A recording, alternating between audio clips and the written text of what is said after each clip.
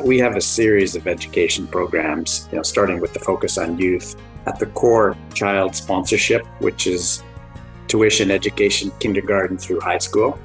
We have the Girls Scholars Program focused on high school female students, graduation rates. We have the Haiti Youth Education Fund, which is a university scholarship program. We have a mentoring program. We have leadership programs for education. And if we then carry our education to adults, we have adult literacy.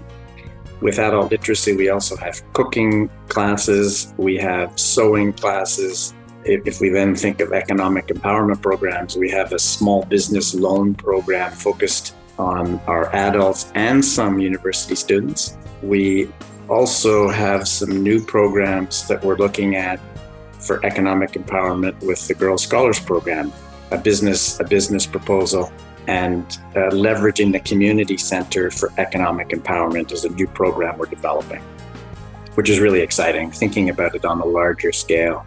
Economic empowerment starting with our participants and expanding into the community.